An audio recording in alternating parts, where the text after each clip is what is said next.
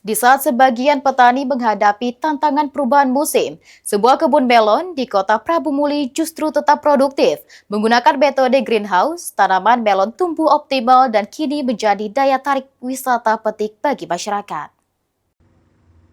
Di balik dinding plastik greenhouse ini, tanaman melon tumbuh subur dengan perawatan yang terkontrol. Suhu, kebutuhan air, hingga asupan nutrisi diatur sedemikian rupa, sehingga tanaman tetap mampu menghasilkan buah berkualitas meski di tengah musim kemarau.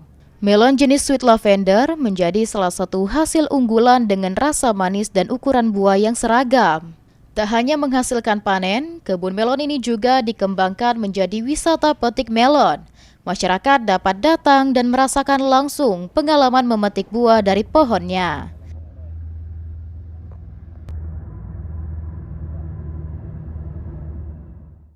Kalau luasnya ini 32 kali 46, Berapa banyak yang dihasilkan ini, Pak? sekitar 3 ton. Yang untuk varian ini Pak ya, kalau semuanya lebih sih.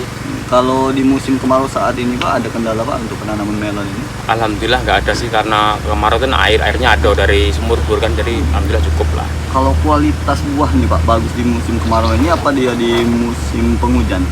Kalau menurut saya sama saja, karena ada perumahan itu kan nggak ada terano, atau ada kendalanya sama wae. Kalau Tidak musim hujan pengaruh? kan tidak. Iya, rencananya besok mulai kita buka wisata petik, tanggal 2 besok kan, hari Minggu. Oh, jadi ini wisata petik kayak itu. Iya, sampai lagi. Berapa, Pak, harganya, Pak? Harganya 30 sekilo Mas. Dalam 1 kilo. Iya. Kehadiran kebun greenhouse ini menjadi bukti bahwa pertanian modern mampu memberikan peluang baru, baik dalam meningkatkan hasil panen maupun menciptakan wisata edukasi bagi masyarakat. Anggi Perkasa, PAL TV.